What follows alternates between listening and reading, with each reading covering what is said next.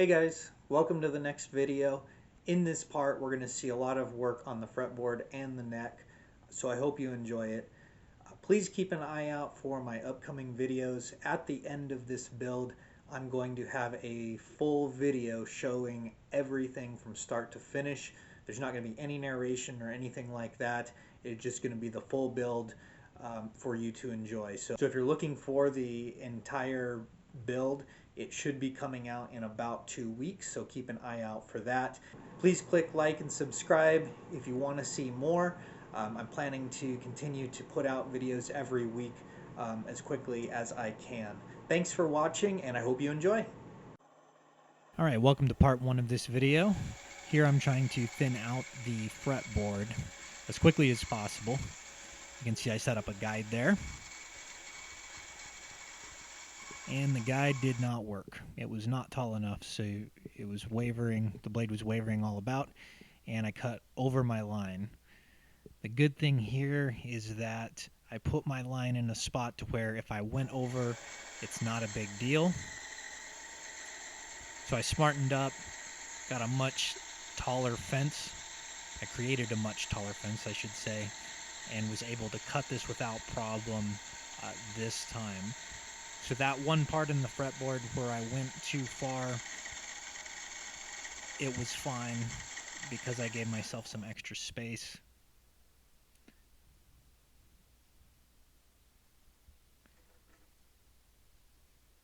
There's a look at the rough cuts of it.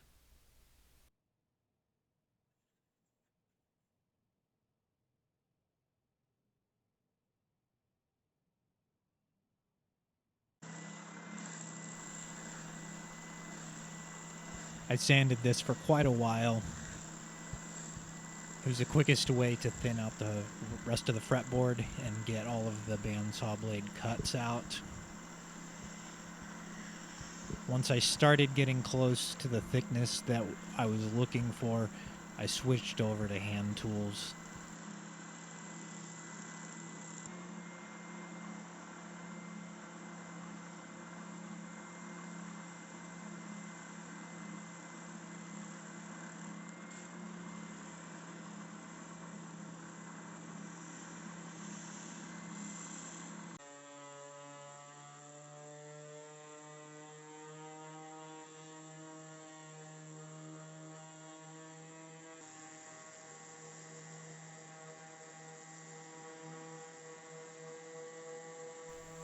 Ideally, if I had a planer, I would not be doing any of this. I would have thinned out the wood prior to basically working with it. So you're watching the condensed version of the slow method to basically reduce the thickness of wood.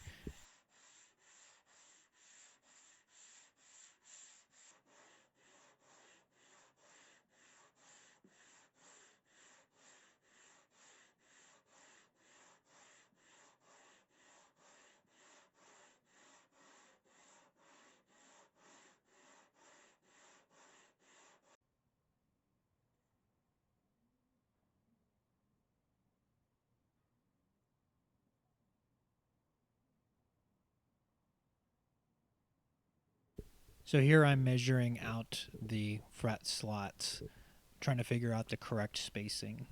I have a guide that is on top of the fretboard there.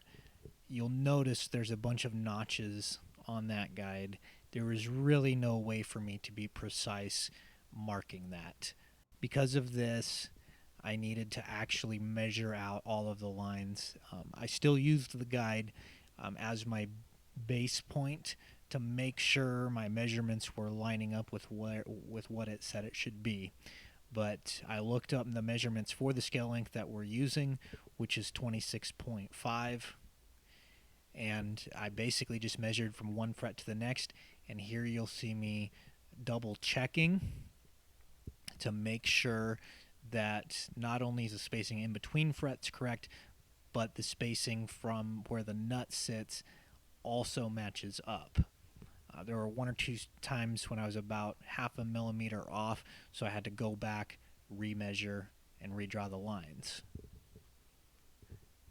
This is one of the parts of the guitar that it is extremely important to be precise.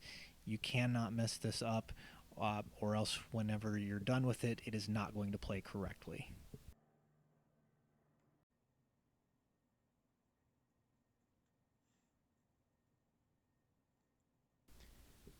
When figuring out where to put my lines, I make 3 marks in addition to having the slot that is on my guide at the top there. That way, I basically am drawing a line to 4 different points so that I get it exactly where it should be.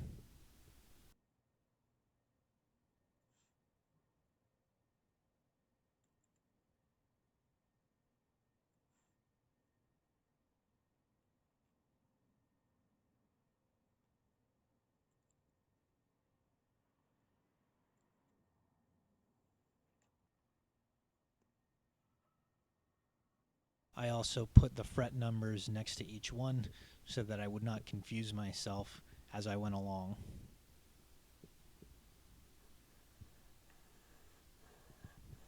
Now we're actually cutting into the fretboard. You can see I've got tape on my saw. That is my depth measurement. I don't want to go below the tape. I also put tape on the fretboard itself. So I put it on each side of where my lines were drawn, and that also acts as a guide in addition to the miter box to help me make sure I'm keeping my blade straight and that I'm actually going into the slot right where I want it to. If there's any issues, I can notice it right away. If my saw is cutting into tape, I'll see that right away. It also adds a little bit of extra protection, so if I slip off and accidentally go offline, I'm going to be cutting into tape initially rather than the fretboard. It really shouldn't matter too much because we're going to be sanding the fretboard down more, but I just want to protect it as much as possible. And there you can see me adding a clamp, which is what I should have been using from the very start. I cut about 3 slots without it.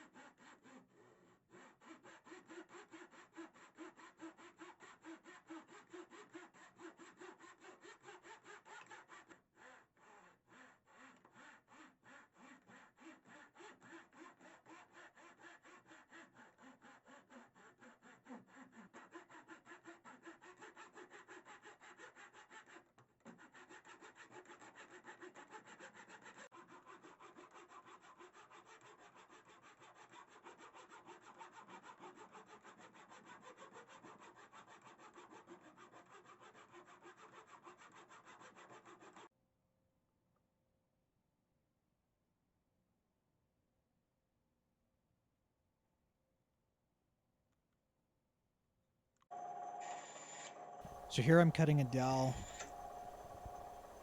and the idea is to use all these little pieces as my fret dots. Now we want them to be black. I thought about buying fret dot material. I decided to try it this way, and I put some stain into a cup, and then I just put all the fret dots that I made in there as well, and I let them soak. So my goal was that the stain would soak through, so if I'm sanding down the fret dots, it's still going to be black the whole way through.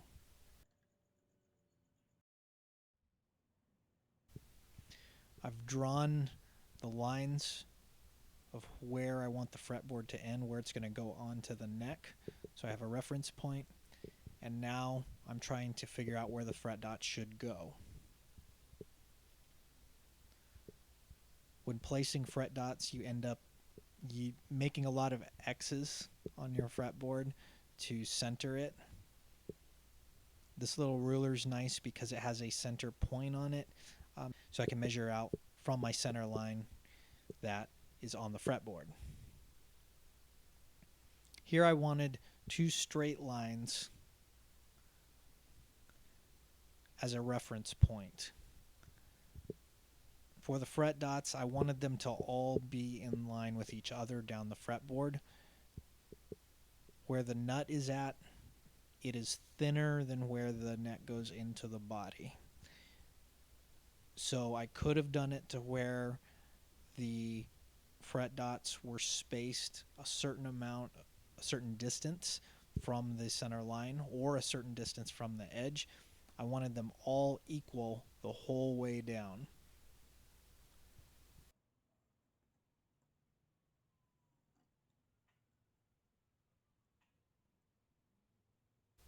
So what that actually does is we have the same fret dot spacing, just like that you see right there, the whole way down. So some might be closer to the edge because the neck is thinner towards the nut, and some might be a little bit closer to the middle, but they're all on the same plane. They're all following the same line.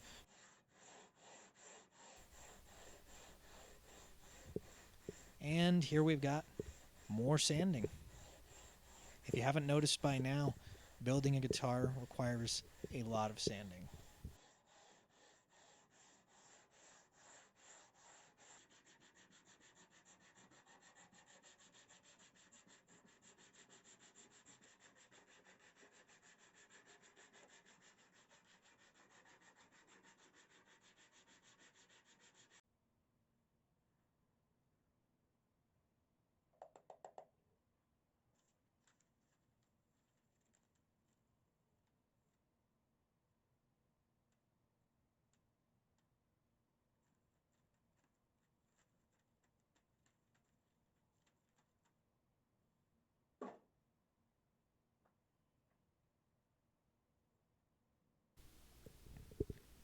Now we have reached a point on the build that I hate more than almost anything, and that is trying to drill out the truss rod cavity.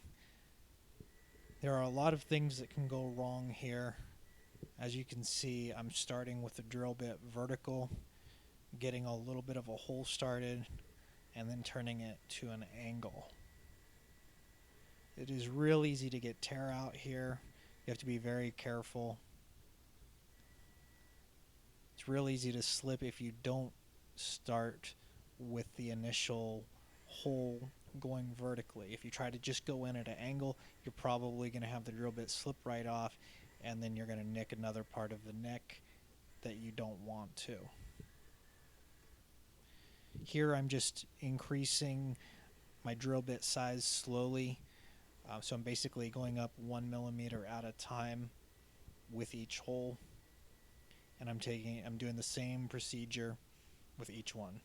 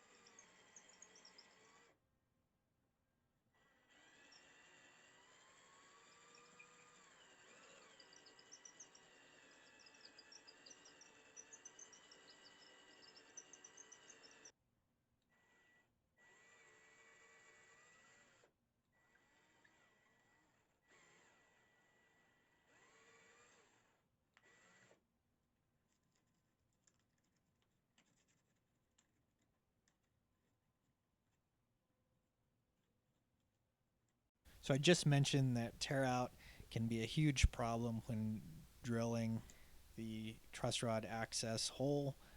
And right here, I actually split the wood.